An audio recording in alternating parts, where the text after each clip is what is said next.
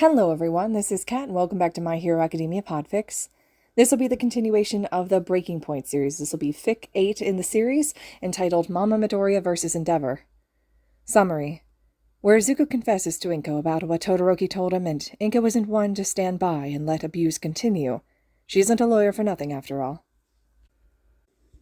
He had come home from the sports festival, gone up to his room and tore down or thrown away anything that held Endeavor's face or symbol on it. His stomach churned as he remembered all that he had learned from Todoroki, the boy giving him his entire life story and the horrors that the flame hero had done to his own family. Tears rolled down his face as he tried to keep from throwing up or screaming, maybe even both. In the end, though, he sat on his bed with his head held in his good hand and cried for his classmate. He knew the hate and anger for a father figure, though his was more toward one that had left him and his mom when he had been diagnosed as quirkless. The man had never laid a finger on him, but instead had left him behind to go to America, and that's the last Izuku had heard. He had started over with a new wife and child. But that just made his hate for Endeavor even stronger, as he knew that fathers weren't supposed to be like this. They were supposed to love and care for you, much like Uncle Masaru did for Kachan, not leave you behind or abuse you into a weapon against another hero. Unfortunately, the two of them had been tossed into the horrible father pool of the universe. So he cried, for the pain and hurt that the two of them felt, and the horror the other boy must be going through at the moment at the hands of his father. He was sure the number 2 pro-hero was upset at his creations lost to an unknown. Not that it surprised Izuku that Kachan had won, the blonde being as powerful as he was, while Todoroki had refused to use his fire side. Izuku? His head snapped up and he stared at his mother in horror, realizing that he must have been sobbing a lot louder than he'd thought. "What's wrong, baby?" she questioned as she walked forward and laid a hand on his shoulder. "What can I do to help?" His mother had always been by his side, always helping him with things that he couldn't handle on his own, though he kept quite a bit away from her as well. The bullying and abuse when he was in middle school was a large part of what he had hidden, not to mention One for All and everything All Might related at this point. But this was too heavy for him to carry on his own, especially since it was too close to his own situation with Kachan and his middle school classmates. So, sobbing heavily, tears rolling down his face, and gasping for air, he explained everything that Todoroki had explained to him. The quirk marriage, the pregnancies, the forced training, his mother having a mental breakdown and tossing boiling water onto her youngest, and the forced separation afterwards. All of it. He told his mom everything. The other boy had told him with a heavy heart. Midoriya Inko was a meek, timid woman that cried at the drop of a hat. At least, that's what most people who didn't know her would say. And for the most part, they weren't wrong, not entirely at least. They were just missing a piece of the puzzle that would save them a huge bit of trouble if only they knew. But if one was to ask Bakugo Mitsuki, you'd get an entirely different response. "Inko? She's not one you'd want to piss off, because if you do, you're in for a fuckery of a time. Don't expect to come out of that with your ass intact." Which was an apt description, especially when the smaller woman decided she was going to pull out her spine made of steel and give a what for. She wasn't a lawyer for nothing, after all, and she had to stand up to more than one villain and criminal in the past, so she was used to holding her ground against much larger individuals with more volatile quirks. With that in mind, it took all her son had to keep her from marching out of the apartment and to where Endeavor was, to serve him a child endangerment suit that would end up with that poor boy under her care instead of that abusive asshole's. She could completely destroy that man, because she knew, just like Izuku always knew, that pro-heroes had plenty of surveillance in their homes. She was almost 100% positive that the number 2 hero had those cameras in his training room. She was going to use those videos to destroy him. If only her son would let her. "Izuku, I can easily have those videos confiscated and used as evidence," she explained as she tugged at her arm, trying to move, but the boy had held his ground. She couldn't gain any more ground. Damn, those muscles were definitely coming in use for him now, without completely breaking anything else. He couldn't afford to break anything else, especially after the surgery he had to have done after the stunt he just pulled. "You know as well as I do that you have to have a case in progress before requesting those videos," he stated, face blotching and red all over, and there were still tears making his eyes shiny. "And if you go now, you'll give him a heads up, and those videos won't be viable in court. You know that, Mom." She huffed as her shoulders had slumped. "Ah, well, you aren't wrong." She allowed him to lead her back to the living room where they sat on the couch. "Looks like we'll have to play the long game here, then." "Yeah? How are we going to do that?" he asked as he picked at his cast. She swatted his hands away and instead placed a pencil in his working hand to allow him to fiddle with that instead. He had to work that anxious energy out somehow. I mean, what do we need to do to even begin a case like this? We'll have to gather some evidence first of all, she began as she pulled a pad and pen toward her and began to write. If we can get one of the Todoroki children, preferably the youngest as he's taken the biggest amount of abuse, to talk and admit to the abuse, then we'll have a starting line. She quickly wrote down what she was looking for to begin this, hoping that her son, such a smart boy that followed along her work like he did his heroes, would be able to help bring more perspective and ideas to it. Do you think you could convince Todoroki-chan to talk with me and a police officer? The boy frowned as he thought before he shook his head. I doubt it. I'm pretty sure that I'm the only one he's ever told, and that's only because he thought well, he trailed off as his face turned red and he hid his face in his hands. Inko raised a brow, but let it go at the moment. Whatever the youngest Todoroki had been talking about, it wasn't important now. What was important was that they tried to put together a case to remove that boy from that prick. God, she hated abusers, especially child abusers, and always she did her best to make sure that they were removed from said parents, only after sufficient investigations were done, of course. She'd seen families, good families, split apart due to insignificant investigations or because of a grudge someone held, and those people had money to bribe. She wasn't about to do that now, so she would make sure that all investigations were done properly, went through proper channels, and that there wasn't anything that asshole could do once the truth was finally found out. Anyways, no, I don't think he'll talk. I think I was just confessor? You know, that one thing that churches have.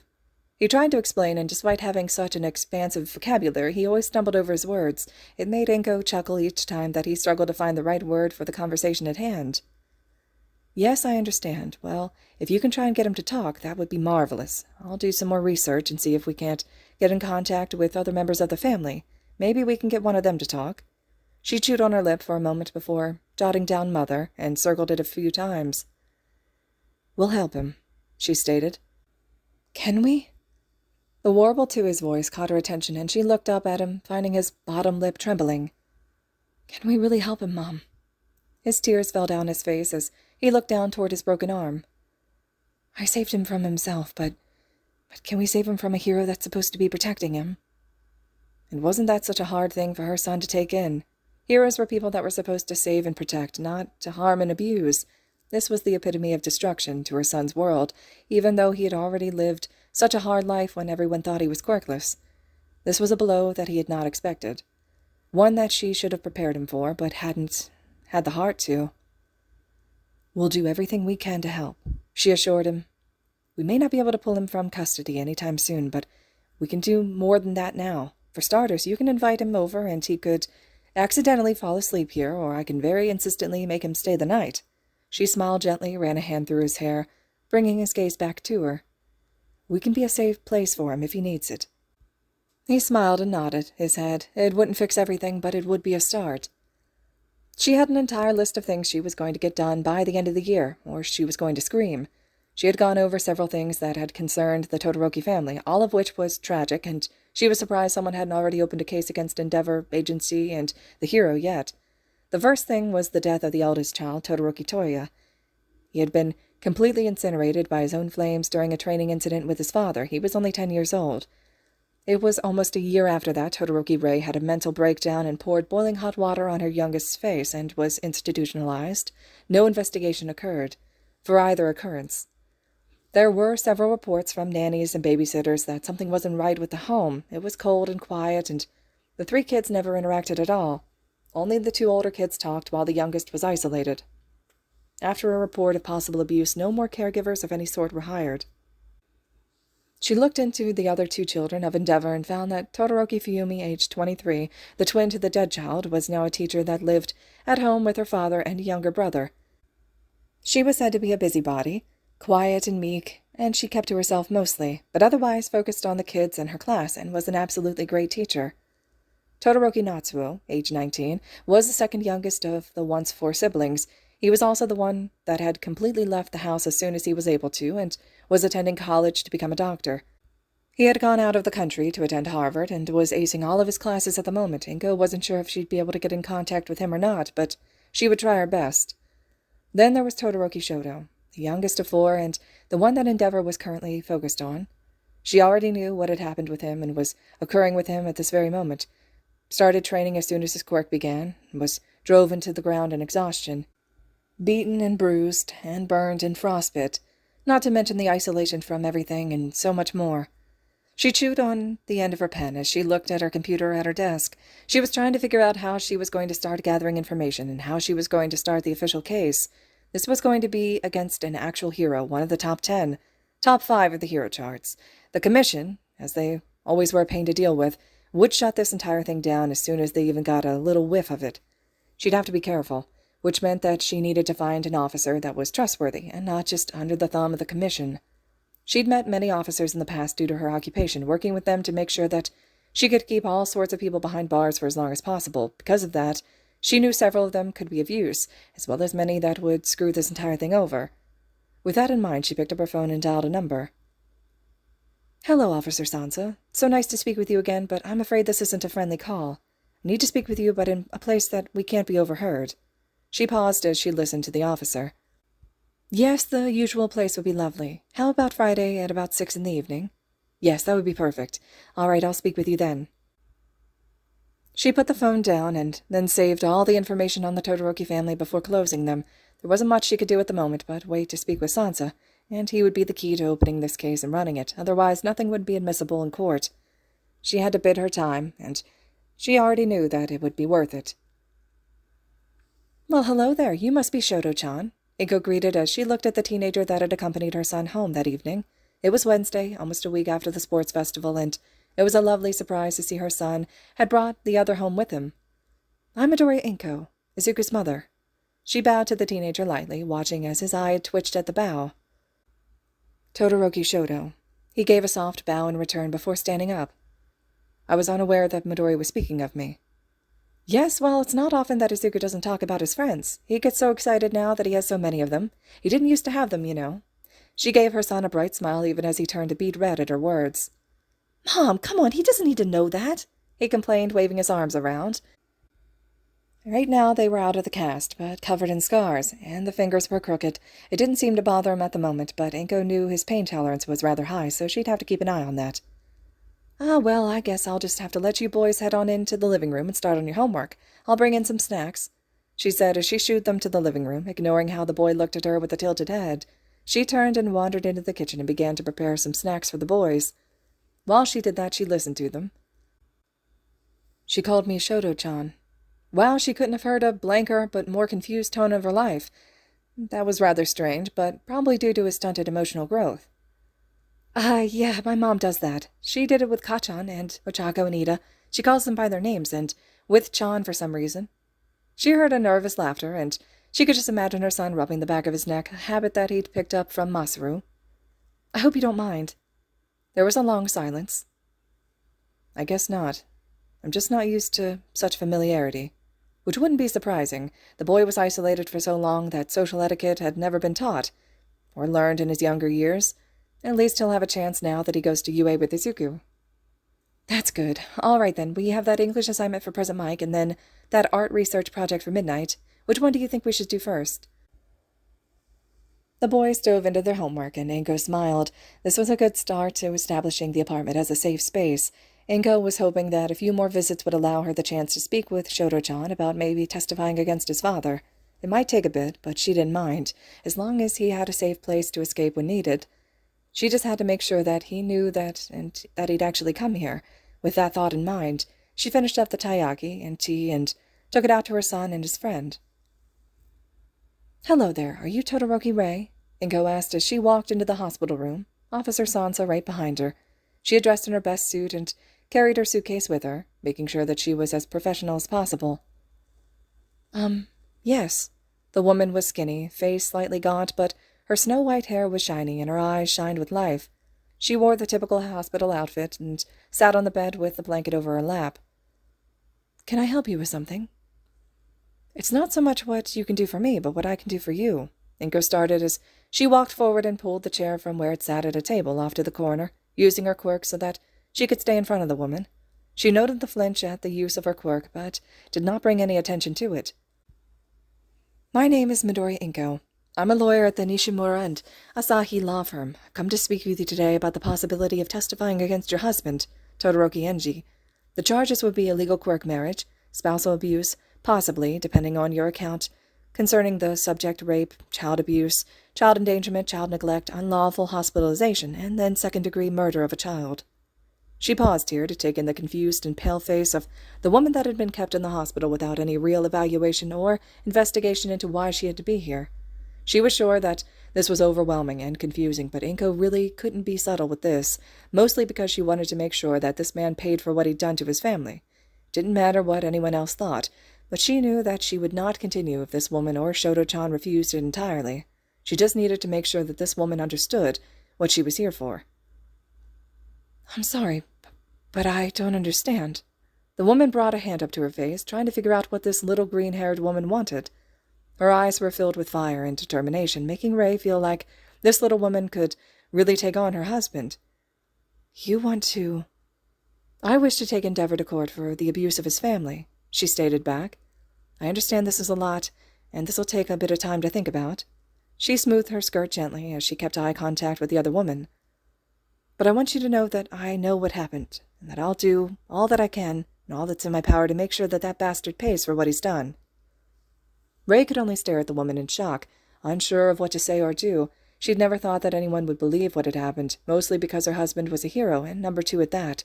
She'd always thought they'd take his side, because of his position, and had mostly been proven right by the way the hospital staff was always ignoring her when it didn't come to her actual care and health.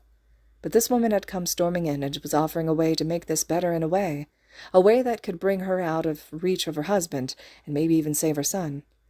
But this could also blow up in her face and burn her, putting her into a more dangerous position.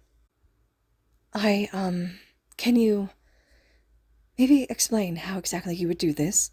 She needed something to be concrete, and maybe a plan would do that. A solid plan would work, to save not only herself, but her children as well. She'd already lost one to her husband, after all. The woman's eyes shined as a smile had graced her face. "But of course, here, we'll start here." She started as she had pulled out a huge packet of papers and placed them on the edge of the bed in reach. Inko wasn't going to waste any time. They had a lot to go over before their allotted time with the woman was over. It was just before the summer camp, after Izuku had gotten out of the hospital after his encounter with Shigaraki. Shoto-chan had been coming over to the house at least once a week, if not more, and had become comfortable enough in their home that Inko felt it was time. "Izuku, honey, can you run to the store and get a few things for me?" she asked, looking at her son as he wrote in a notebook that Shoto-chan was looking at. She met her son's eyes, and he blinked as they held a conversation that was entirely silent. It was only a moment before he nodded and stood up. "I'll go with," the dual-haired boy had said, moving to stand with the other. Only Izuku shook his head, with a smile, and motioned for the other to stay seated. He walked over to his mother and took the list, and the money as well, before leaving the other boy with his mother. Shoto looked blank once more, unsure of himself, as he hadn't really been left with the mother of his friend for a long period of time, so he was unsure of how to act. "Now then, Shoto-chan, we have a few things to talk about." She started as she walked over to him and took her son's spot. The boy blinked at her, silent and contemplative, aware in a way that no child should be. He knew that she had never laid a hand on Izuku, disciplining him by taking things away or putting in a corner, but not once had she ever laid a hand on him. She'd made that clear when the topic had come around after the incident with Stain, where she had taken away Izuku's notebooks and access to the news and internet. That didn't mean that it completely registered, though, that she would never lay a hand on him or take her anger out on him. That was something they would have to work on, and that was only with time. She didn't mind, and she would go slow with all of her movements, making sure that he could see her hands at all times. "You see, I've been to talk with your mother, brother, and sister," Inko began as she reached over the coffee table, and she had pulled out a file of papers that she had left there on purpose earlier that morning. "I've convinced your brother and mother to testify against your father, while your sister has refused. Now, I could easily take your father to court with the evidence that I've gathered already, but this would cinch it if you were to testify as well." He could only stare at the woman in front of him, stunned at the information that had just been revealed. He had no clue that this woman had started anything against his father, could hardly believe that someone would dare to go against the number 2 hero. This had to be fake, unreal, a trick, something that wasn't real at all. What? How? He stopped and frowned, unable to form the sentence that he wanted.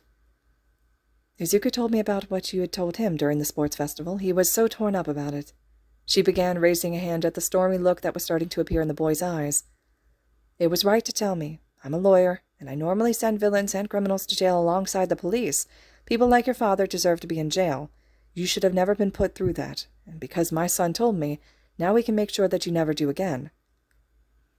He's the number 2 hero. How do you even think this'll not get swept under the rug? He questioned next, putting aside the feeling of betrayal to instead focus on the fact that he could escape his father. He could get away from him, and out from underneath his thumb, but he was famous and in a high position of power. He couldn't see it not being tossed aside. Like everything with my mother has been. I won't lie to you. It's very possible the Hero Commission will step in and do just that, Inko stated calmly. It wouldn't be the first time that they've done that to save face with the public, but if they try, then a leak could always occur. She gave him a soft smile. A video here, a file there, even a simple statement from your mother to the media. We could even slip in a few words from you to make people question your father. Todoroki could only stare at the woman in shock, a shock that he had felt when he had faced her son in the sports festival and when the other had fought so hard to save him. Now he was seeing this little overweight woman with that same smile and glint in her eyes. He really didn't want to be his father right now. Either way, he had trusted Midoriya to help him in the past, and now he was going to trust his mother to help him once more. Okay, what do you need to know? He got the greatest gift as that soft smile turned into a smirk that spoke of trouble for the number 2 hero in the future. Now we get an official statement from you, and we'll use the officer that I've had on this case to do just that. She spat out expletives, one after another, glaring at the TV in front of her and taking in the scene that had been caught on it. Don't get her wrong, she was happy that All Might had defeated that villain, extremely happy to have defeated a villain that could have killed off her son if they had ever crossed paths. But looking at the hero now, taking in the gaunt and skeletal form of the number 1, she knew that it was the end of his tenure as a symbol of peace, which meant that Endeavor was going to take the number 1 spot, which made her case against him for abuse not only harder, but not highly recommended. It would tear the hero community apart, even more than what All Might's retirement was going to do. It could even destabilize the entire system if she wasn't careful about how she did it, which meant that she had one real viable option now that could both be to release the child from his grip and save the mother from the further abuse. She'd have to make a deal with the hero and pray that he took it. It would have to be a rather attractive one, too, because it would mean he would be allowed to stay a hero and keep his license, but he would be required to relinquish his custody rights of his son over to a responsible adult and to accept the restraining order against his wife. She was trying to convince Rei to go through with a divorce so far. The woman was fighting against that, saying that it would go against the contract her parents had with Endeavor and that they'd no longer receive payments, which Inko had torn apart in seconds. They agreed to sell you like cattle, she had stated as calmly as possible, ignoring the gasp that she got from the woman. They sold you and left you to suffer the abuse alone. I don't care what happens to them. I'm more concerned about you getting the freedom to do as you please and to live your life once more. If that means leaving your parents in the shit that they produced to begin with, then so be it. The woman had burst into tears at that, and it had taken several minutes for Inko to calm her once more. She'd agreed to think about it in the end, which is all Inko could ask for this time. Now with the man in the number 1 spot, it could be more dire of a situation, but Inko was sure that she could work with it. She wasn't in one of the best law firms in Japan for no reason. She'd make sure Endeavor did as he was supposed to, or she would completely destroy him, number 1 or not. She stared in astonishment at the woman in front of her. She could not believe what she'd just told Inko, could not believe it at all. It had to be a hallucination or something, because Todoroki Rei did not just say what Inko thought she just said. "You're kidding," she said after a moment, hand going up to her mouth as she thought about everything that she'd just gathered. "I'm sorry. I know you've worked hard for me and my kids, but I honestly think this is the best," Rei admitted as she twisted her scrub pants in her hands, looking at the vase of beautiful lilies and sunflowers, 2 of her favorite flowers, Inko had learned. "He's hurt you and your kids. One of them is even dead," Inko stated, as she looked at the woman in bewilderment. "You can't honestly tell me that dropping this case is the best decision that you can make, for any of you." Rei continued to stare at the flowers before sighing and reaching into her pocket and pulling out a small card, sliding it over to Inko.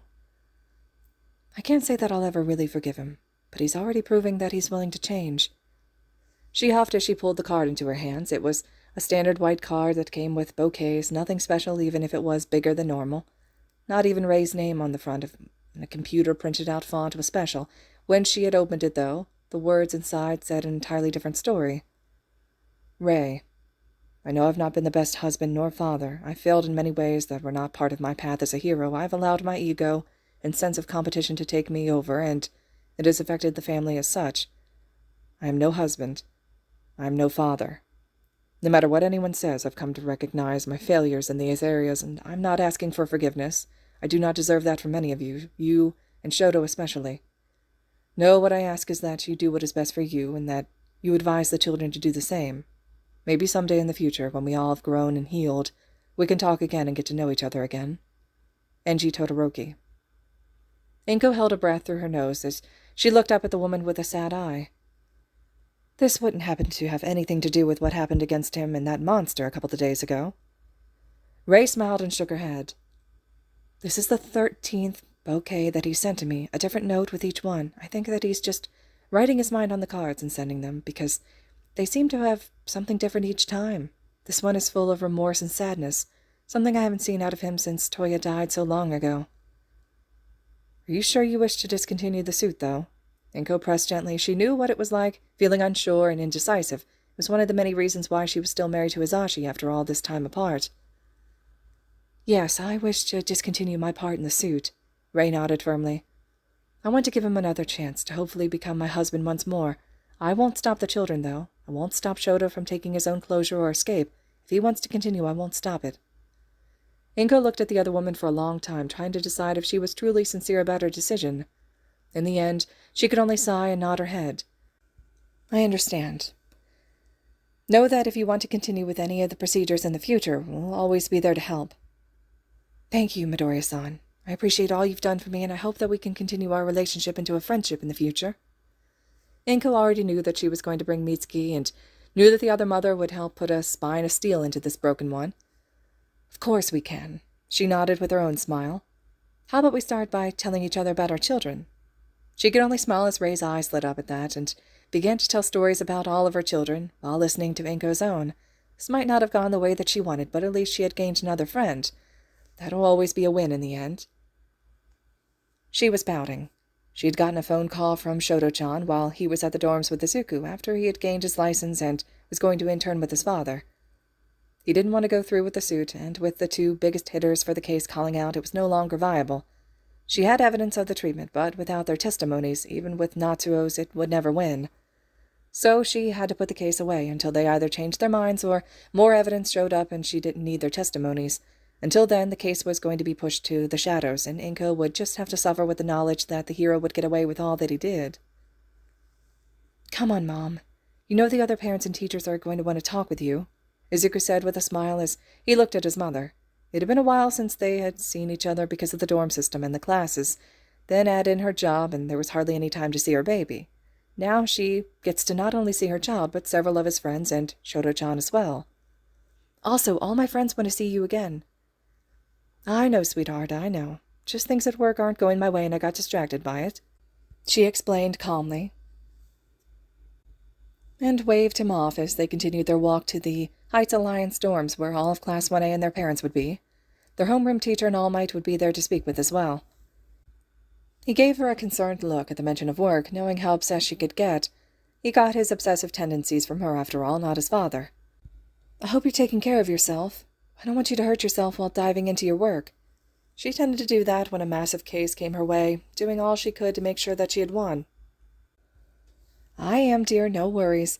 Now, you'll have to introduce me to some of your classmates and their parents before I speak with Aizawa and All Might. Her son smiled and agreed, opening the door to his dorm and into a loud and chaotic living room. The two dove into the chaos with smiles on their faces, and Inko had no problem socializing with the adults, getting to know the parents of the other children easily, and greeting some of the kids she recognized.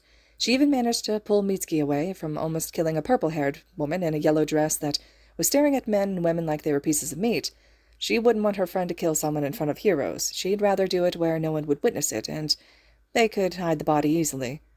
It was all going well, so much so, in fact, that she was able to convince Aizawa to tell her about Izuku, Katsuki, and Shoto, even standing in as a parental figure for Shoto since his own couldn't attend the meeting at the moment.